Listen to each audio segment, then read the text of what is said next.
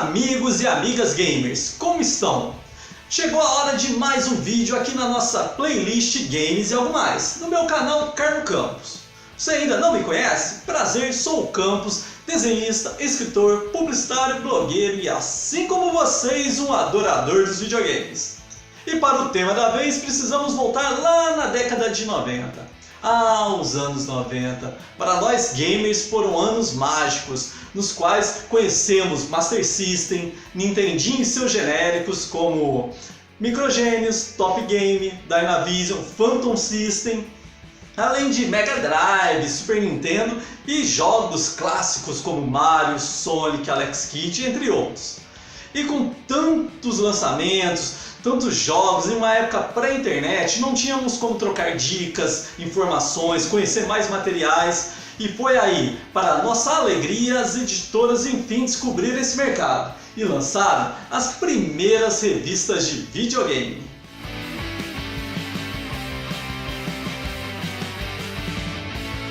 As primeiras publicações voltadas ao público gamer aqui do Brasil foi por volta de 1991 com o lançamento da saudosa revista Videogame pela editora Sigla.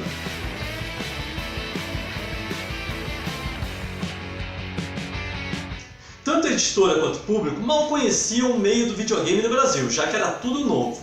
Não existia nem sequer um jornalismo especializado sobre o assunto. E de forma corajosa, a editora arriscou nesse nicho, e para surpresa de todos, foi uma das melhores decisões já tomadas, já que descobriu aqui um público extremamente fiel e carente de informações.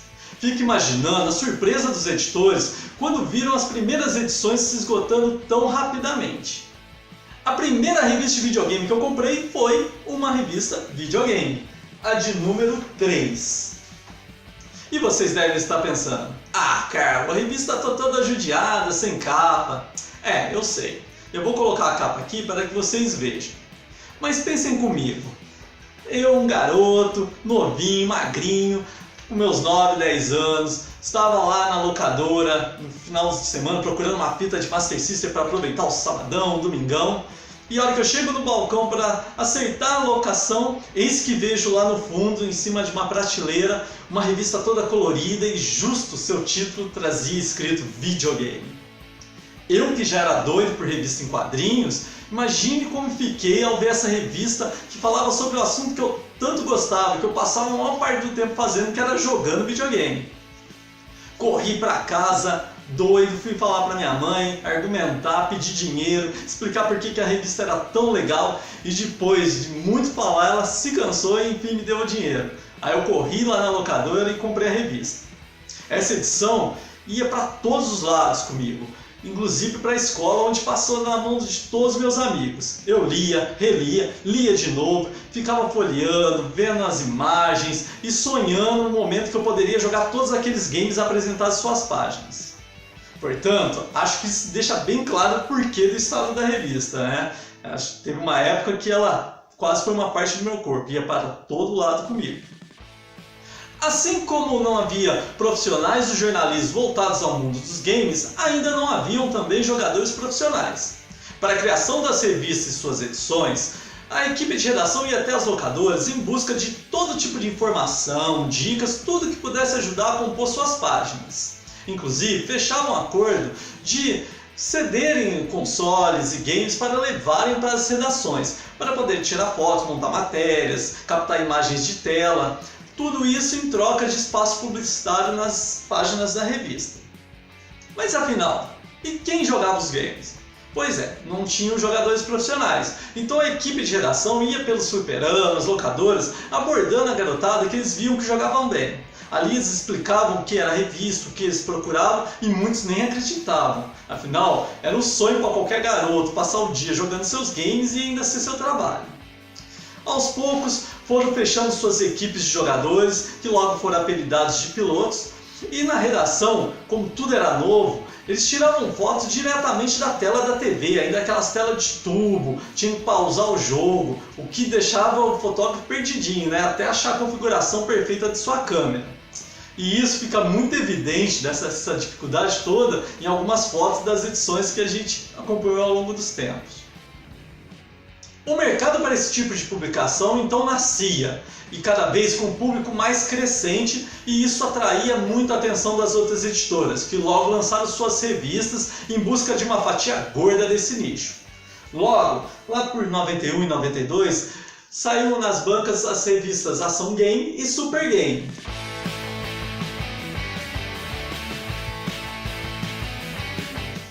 Logicamente, outras editoras vieram também com novas publicações, mas as citadas são as que mais fizeram sucesso e tiveram maior vida no mercado. Inclusive, tem a número 1 da Super Game, lançado em julho de 1991, e trazia em sua capa o destaque do jogo do ano, o Sonic.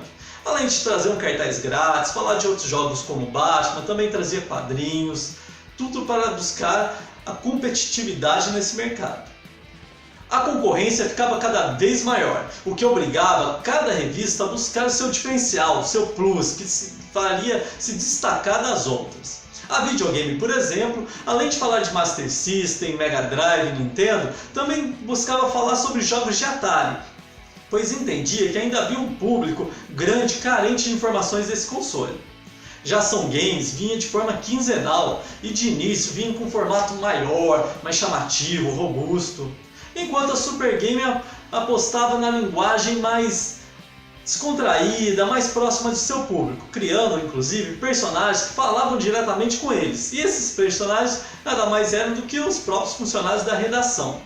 Inclusive, vale o destaque para o personagem chefe, ficou muito conhecido pela revista, e que era na verdade o chefe realmente da redação, que fazia questão de ler todas as cartas e ele mesmo respondia.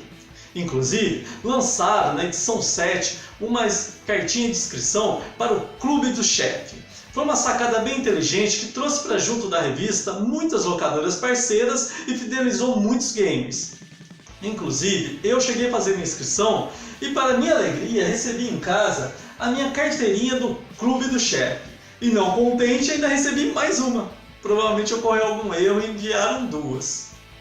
Uma das sessões mais aguardadas pelos leitores, que normalmente virava chamada de capa, era o famoso Jogo Detonado, no qual pegavam um game e destrinchavam do começo ao fim, com comentários, fotos.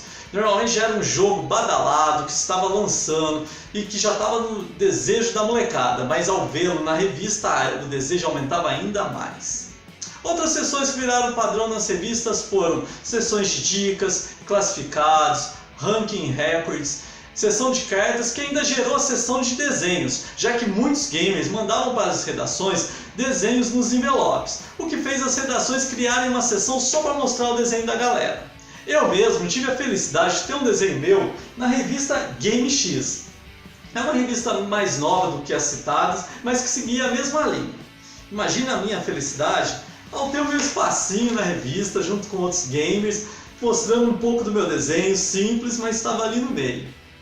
Os anos passavam, as novidades, consoles e games surgiam aos montes e a concorrência ficava cada vez mais acirrada, com todas as editoras entrando de cabeça no meio dos videogames. Algumas nem tão significativas, lançando revistas que não foram para frente ou sequer ouvimos falar mais. Por exemplo, tem essa edição que eu nunca mais ouvi falar, se ficou só nessa primeira, se teve mais.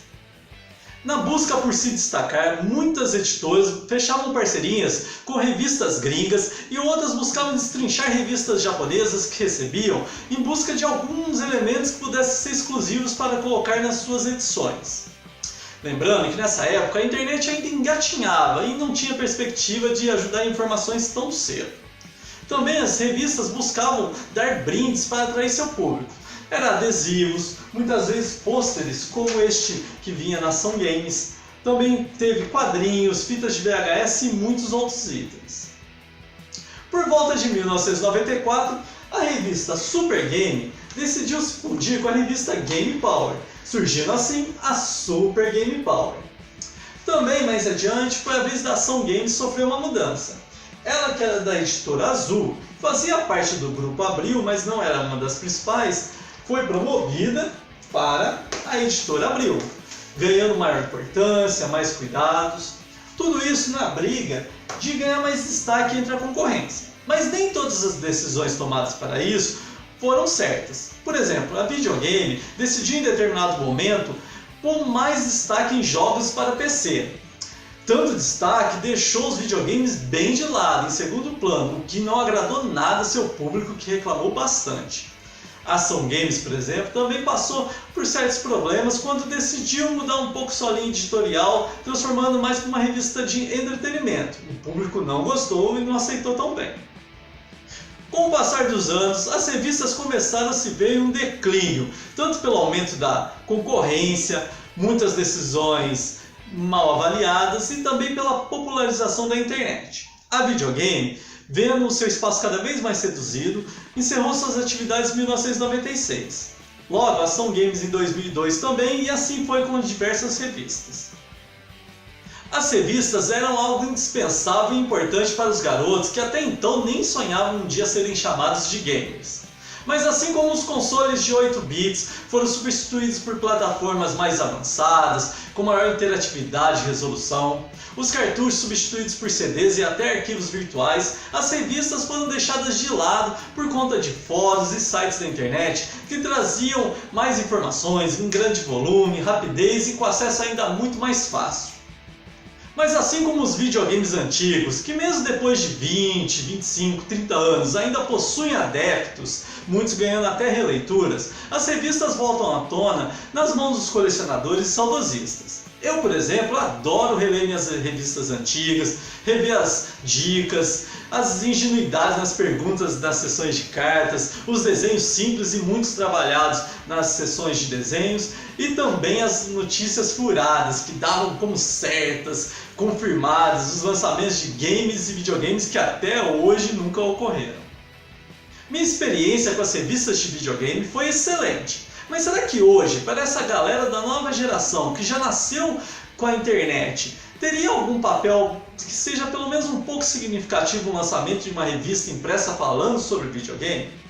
Vejo algumas revistas sendo lançadas, mas por galera que curte games antigos, voltado para esse público de 30, 40 anos que viveu a magia dos anos 90. Na minha opinião, para uma revista de videogame fazer sucesso hoje em dia, teria que trazer algo muito forte, exclusivo, o que seria quase impossível com a internet tão ativa em todos os lugares, desde computadores até celulares. Teria que trabalhar muito unida com o virtual. As dicas também teriam que ter grande impacto, já que os gamers de hoje em dia têm grande facilidade para destrinchar os jogos atuais. Coisa bem diferente da nossa geração que tinha o primeiro contato com videogame. Fico contente em ver cada vez mais os games antigos e revistas especializadas voltando à tona. Espero que essa nova geração crie cada vez mais o interesse de conhecer como tudo começou. Com certeza se surpreenderão com diversos títulos de games e também muitas edições de revistas que valem a pena uma leitura. E vocês, o que acham? Vocês viveram essa época diretamente com as revistas de videogame? Gostaram? Queriam que tivesse continuado? E pensam que hoje ainda vale a pena sair alguma publicação impressa voltada aos games? Comentem aí! É isso, galera, valeu mesmo a todos que estão assistindo, obrigado, e se gostaram deixem um joinha, inscrevam-se no canal para acompanhar todas as novidades e compartilhem o vídeo para mais amigos assistirem. Aproveitem também e assistam os vídeos anteriores já postados aqui na playlist Games e Algo Mais do meu canal Carlo Campos. Valeu mesmo, galera, até o próximo vídeo e tchau!